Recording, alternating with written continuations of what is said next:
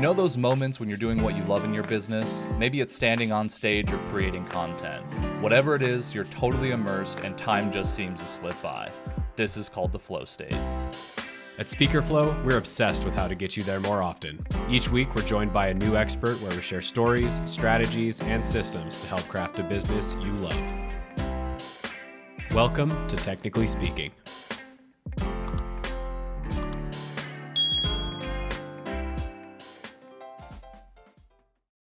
Man, Hrideep, it is incredible to have you here. Thank you so much for joining us on Technically Speaking. We've been looking forward to this one. Thank you so much for having me, guys. It's been a pleasure. I've told you before, your concept and philosophy of the entire company and the book that you all follow, The Flow, is one of my favorite ones. So really excited to be here and share whatever information that might be of value to your audience. Yeah, for sure. We appreciate that. We're definitely obsessive in this space, and we love connecting with other people that are too. So I think this will be a fun conversation, just camaraderie wise. You know what I mean? Yes. I'm Nothing excited. else, I'm excited. for sure. Yeah, heck yeah. Okay, so I'm curious because you have a really cool business, a coaching business around how to be a better speaker. Basically, I'll let you unpack some of that as we continue to go. But it's called Frantically Speaking. So I'm curious about the meaning behind that and why you chose that as the language of it when you started the whole thing up. Yeah. So great question. So when I was learning public speaking and communications, at that point in time, and we were speaking about this right before we started recording, and I just loved that line you said, that a lot of the times as speakers and as coaches, we tend to focus a lot on the positives, right? In terms of confidence and courage. And I find that sometimes that can be alienating to someone who's more shy, more introverted, more reserved. So we wanted to have a name which resonates with the introverted speaker. Hence, an introvert, usually if they aren't trained and they go on stage and they have to speak, they are frantic. They're not very poised and very calm. So hence the name Frantically Speaking seems to resonate quite well with people who aren't comfortable with the stage. So that's why. Yeah, that's awesome. That certainly doesn't get addressed enough, I don't think. To your point, it's always like a lot of kind of the textbook articles out there, it seems. It's like, oh, you just got to be confident and own who you are. And well, that's easier said than done if naturally you're a more reserved person. Yeah, I remember when I used to suffer from very bad social anxiety and had a lot of challenges around confidence, self-esteem in general while growing up. So when you're in school, when you're a kid, that's still fine, right? You can sit in the back bench, you can get away with all these things. But when I hit college is when all these flaws were highlighted. So it affected everything from grades because I couldn't do presentations. It affected social life. And I knew it's going to affect my professional life because it's not like I was very talented in coding or something technical that I could just sit in the back and do that work. So I knew it had to be something else. And when I would Google things like, how do I get better at public speaking? And I scoured hundreds of articles and videos. This is, of course, a while back, many, many years ago. But almost all of them said this, right? They all said that, hey, if you want to be better at public speaking, then what you need is confidence, you need courage. And I'm like, yeah, that sounds fantastic, but how do I get that? And when I would Google, how do you become confident? I would get things like you need to practice, you need to visualize the audience rooting for you, you need to know that there's nothing really to be afraid of. And again, that was information that I think all of us know. So it didn't seem very practical. And I made it my mission when I started getting better with speaking that any information that we give out has to be actionable to some point. Yes, there is a mindset part to it as well, but in the most part, we need something that we can act upon. So yeah, that's something that I really think about, and it's something that's why I really click I really clicked with you when I first spoke to you, Taylor, because we spoke about this Yeah, the first time as well, right? So yeah. very cool. Yeah. Man, I love that. I think, I mean, just speaking in general is kind of a heady subject. There's like you're tying psychological principles into it, and at the same time, it's a very physical activity. You speak with your hands and your body, and there's like the tonality of things where you're bringing emotion in. Like there's all these technical, practical things that need to get taken into consideration, but I don't think that it is a lot of the time. So you're hitting certainly on an area that needs more help. I'm curious about going back to the name itself. Is the philosophy that like the frantic sort of energy that an introvert may have about, getting the opportunity to stand up on stage, would the trick be to harness that energy and like turn that into an advantage jujitsu style? Or is the idea that like that's a challenge that can be overcome and you move past that frantic energy? So is it a strength or a weakness, I guess, or could it be changed from one to the other? So it can become a strength. So I think this is something that even you guys will know, because we are in the space that the symptoms, the biological symptoms we feel when we are nervous are the same that we feel when we are excited, right? So it's just a mindset aspect of, okay, if I'm feeling nervous, if I'm feeling my body shaking, I'm sweating, I'm shivering a little bit, I'm stumbling when I speak, that can be perceived as excitement as well. And that's when we look at it positively. And that is when it can play to our advantage. But what, so that is one aspect that we do put out. It does help some people. It's helped me in the past as well.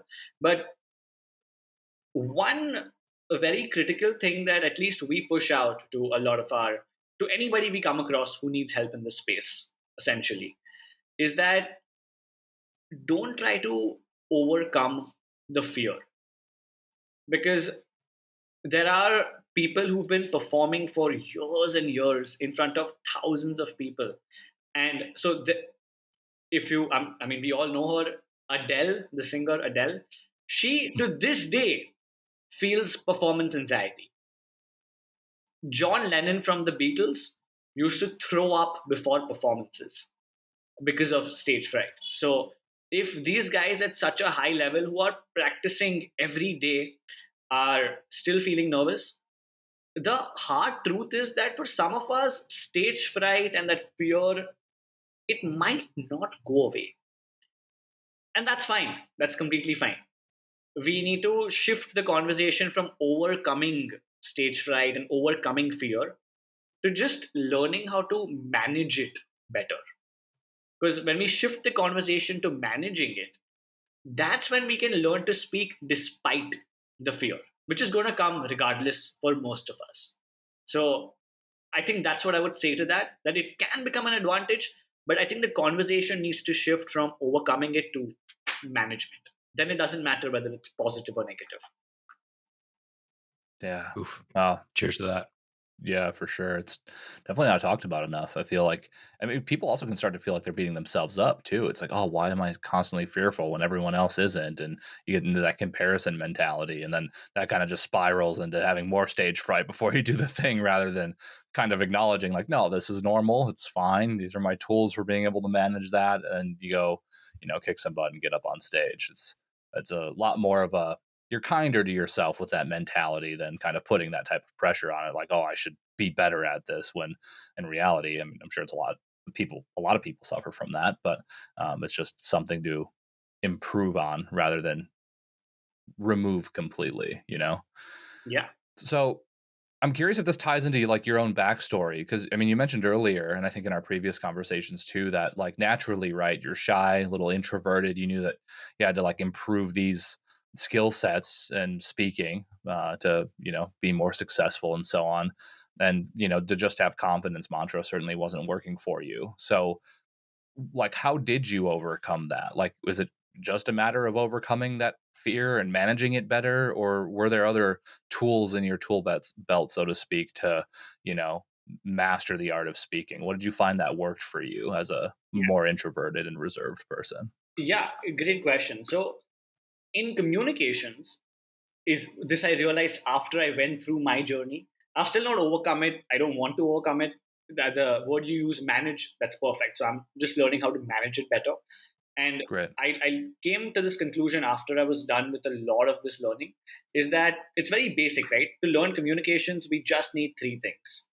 And this is with most things in general, most skill based activities.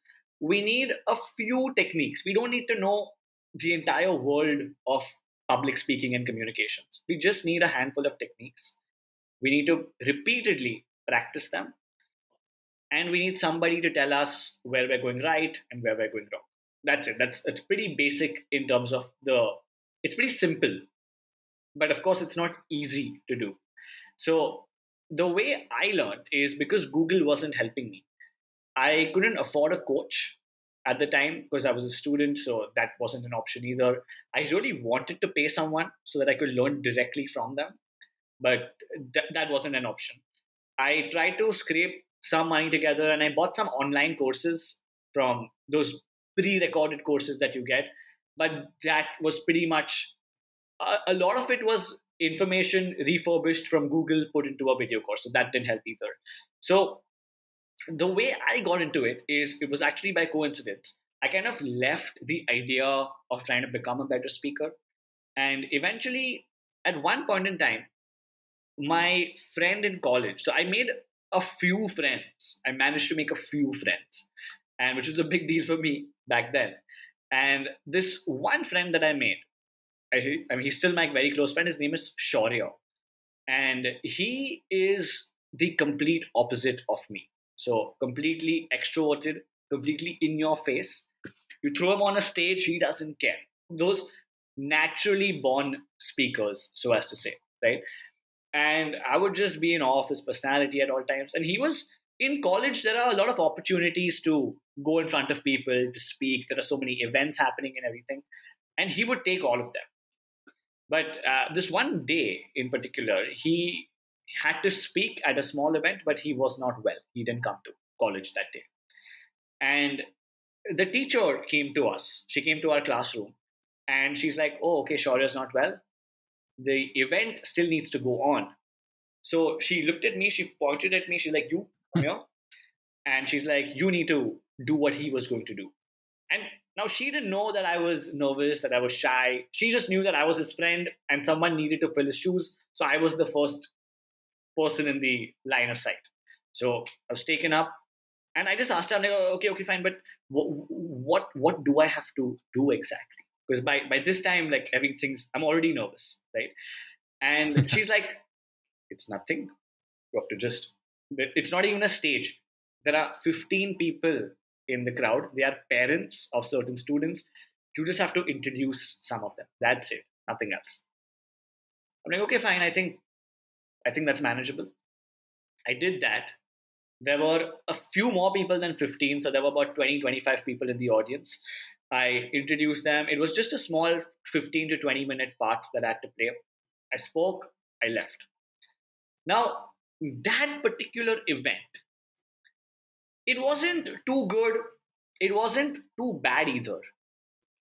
But the only realization it gave me is that I survived. The stage is not a place that kills us, because that was the thought in my mind, and it's a thought for a lot of people who have anxiety. So after that happened, I noticed something very strange.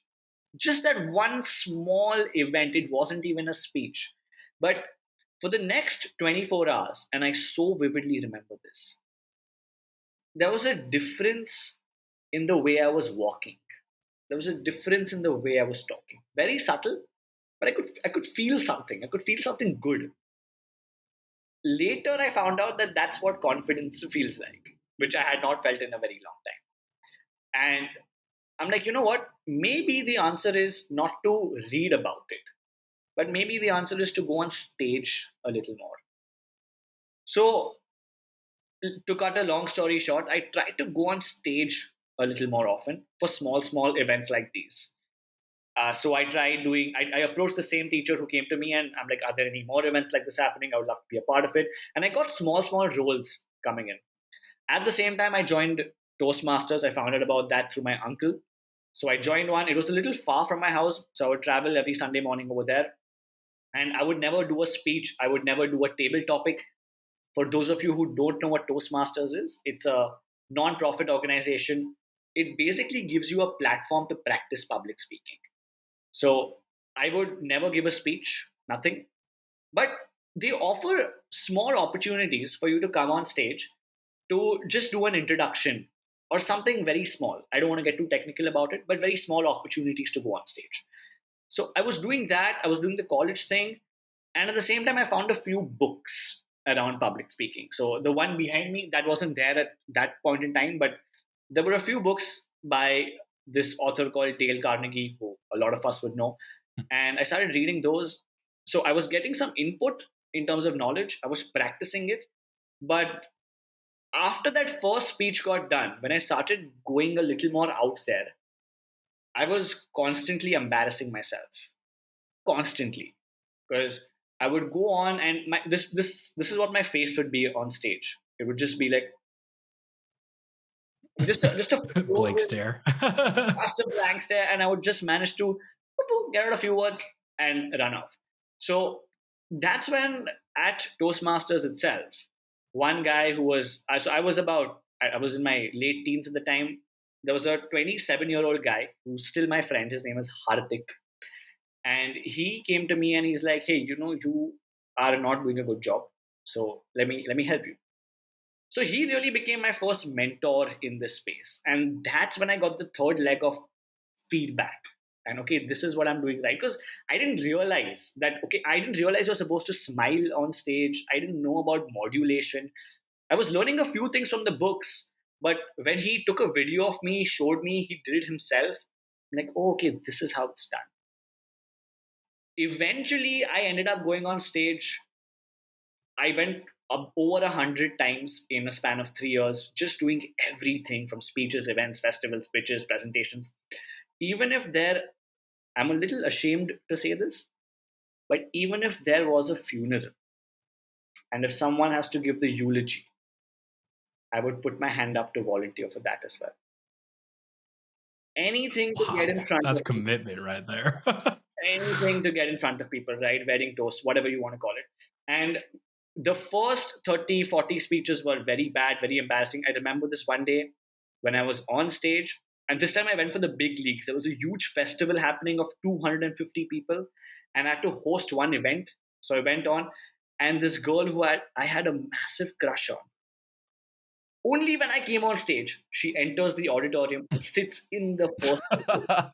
And Oh, the that was a universe. sad day. I remember that day because I was just bombing constantly.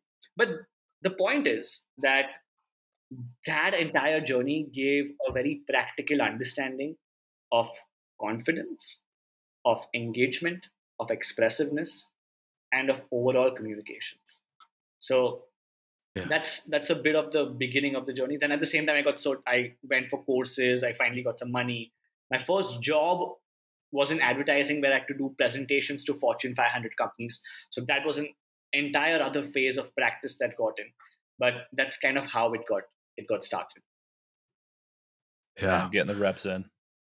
That's exactly right. I mean, that's a huge part of anything. And, something that's interesting about the craft of speaking, and I guess you could probably say this for any type of creative venture or skill that you're trying to build, but there's all these different layers that you have to take into account if you're going to do it really well. Like, if you're a welder or something, I mean, there's different flavors of welding, but like there's a way to do it right. And so you follow the formula, so to speak, and that's it. But there's no one specific formula for speaking. There's like all these different skill sets that you have to sort of layer in together to be really good at it. Feel like Legos or something. And like I'm just thinking about your journey, right? And everything starts with a willingness to do something. Like you have to at least be willing to try. So start there. And then like you did your first one for a small crowd, and that gave you like a sense of confidence. So you put the confidence Lego block on, and then you go and get some reps in at Toastmasters, and now you're figuring out you have to emote and demonstrate that emotion and pull people's heartstrings a little bit, I imagine, through the way that you're conveying the message. So there goes that Lego. And now you've stacked a few of these skill sets together, and you're a tremendous speaker. It's actually the same principle that applies as a business owner too, right? Because it's not just one thing that you're doing. You have to have all of these different skill sets and then combine them together to be successful. So do you feel like that's kind of been your experience, is just the layering in of these different pieces to be really good at it? Yeah, that's perfect. Though I'm going to use that in my sales pitch when I'm trying to sell a client.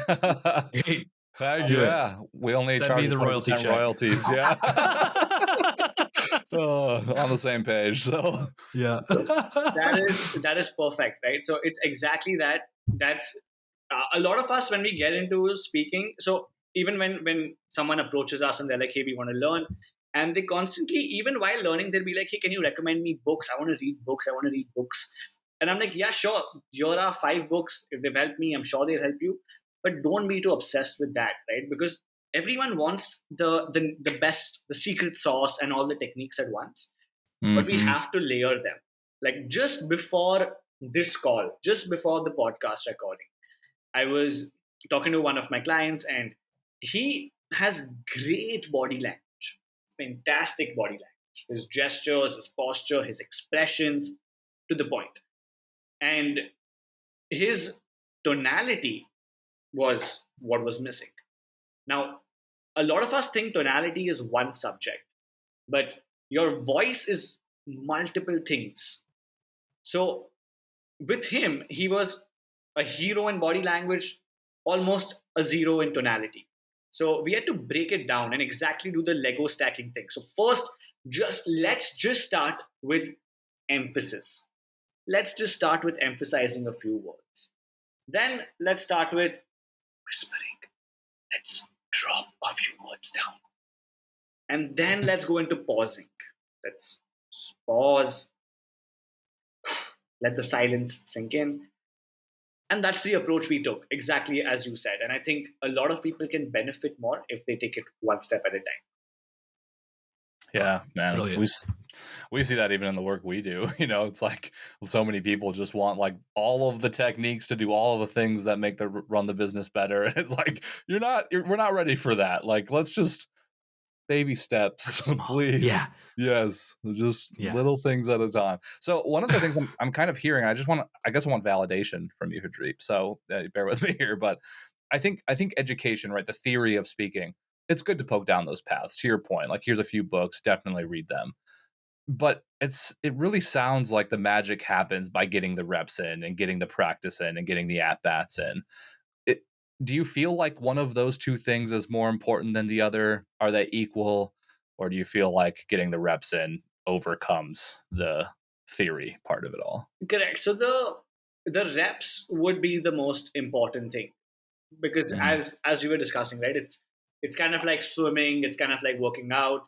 Even in business, we can read a lot about sales and everything, but it won't make a difference till we actually start making cold calls and realize how bad we are at sales to start improving. So the techniques are there just for us to understand, okay, this is what we should do. And then we need to do it. And then we realize, okay, this is where we are missing out. And the best thing is through that process, we'll find our own voice and our own unique style of speaking. And that's where a lot of the changes come in terms of improvements as well. So I would say the theory would be about 25% of it. 25% or at least 30% would be feedback, and the remaining would be actual practice. I like that breakdown a lot. I'd be willing to bet that those ratios translate to just about any skill that we're trying to build. So sure, I bet. Just to so you just talked about some of the like practical skill sets that somebody could be taking into consideration while they're getting those reps in, right? Yeah, I think you mentioned emphasis, maybe volume, I guess, is a broad category, whispering down to the more animated, right, loud stuff, and then pausing, you mentioned. Are there other like specific skills that you think that people should be working on as they're trying to get those reps in and become better? Yeah. So if you're getting tactical about speaking, the only thing, right? if we can forget, if there was just one skill that, or one tactic that people could pick up for anyone who's listening, is that there's a term in communications known as inflection. Inflection. And inflection means a lot of things, but in the context which we are talking about it in, inflection means using your voice to communicate an emotion. Using your voice to communicate an emotion. So a lot of the times we focus on modulation, but we don't realize the point of modulation. Right? There's a reason why it makes sense to go loud. There's a reason why it makes sense to go soft. And that comes down to inflection, because in communications, we always want to make people feel something. And if we don't make them feel something, we fail to be remembered, and hence we fail to make an impact. So if we want people to feel something, that emotion needs to start with us first. And it's when we inflect is when that feeling comes out. So for example, if I were to tell Austin that, Austin, yesterday was the happiest day of my life. It was so much fun. That is, something is wrong over there, right? But if I were to tell you, Austin, yesterday was the best day of my life, it was so much fun. You can see me now, so even if I mute myself and say the same thing, the emotion still comes across. That is inflection at its most basic level. And then when we apply that in our day-to-day conversation, that's when we'll get a lot more out of it. So that's the best starting point, because that will take care of a lot of communication challenges in terms of modulation and everything automatically. Wow, Oh, man. I love how practical that was. You just said something too that I want you to maybe clarify for us. You were saying more or less like regular conversation. Do you feel like a situation like this, podcasting, or even just talking to your buddy while you're sitting down and having a beer or something on a Friday night, like, are these other places that you can be getting reps in? Yeah, just, and to buffer this with some context, I imagine that, myself included, but there's other people listening to this going like, well, step one is I have to get on a stage. Like, I can't even get my at bats till I get up on a stage. But something tells me that that's not the recommendation that you would have. Am I off base there? No, you're 100% on point. So there was actually an interview, and I think it was Tony Robbins. I'm not sure, but I think it was Tony Robbins, or it was one of these fantastic speakers, right, who just makes their living out of speaking. And it was a male. So he was asked in an interview that, hey, where did you learn to speak so well? And he said, and they asked him, are you a born speaker? And he said, no, I was very shy when I was younger. So they're like, okay, how did you get better? Because ever since your first performance, you've been kind of killing it. And he said that it's not always been the case. But when I was learning, I could not gather an audience to practice all the time. How much will you practice in front of your friends and family? So he said that to get the reps in, I started treating every conversation like it's a speech. Every conversation. So when we go on stage, we will be very obsessive about our modulation, about our body language, about our storytelling and eye contact and everything. But the second we get off stage, we start talking like casually, normally. And that's why we miss out. Because exactly as you said, every conversation is an opportunity to practice public speaking. And even in our philosophy that we teach is that people don't come to us to become speakers, right? People, in terms of our business, a lot of people come to us simply who are IT professionals, who want to get into podcasting or become a YouTube creator, or are finance professionals from technical backgrounds. They don't want to become public speakers. But that's not exactly what we're teaching anyways. We're teaching the lessons of public speaking. And how do you translate those lessons into day-to-day conversations? And that is where the main magic happens.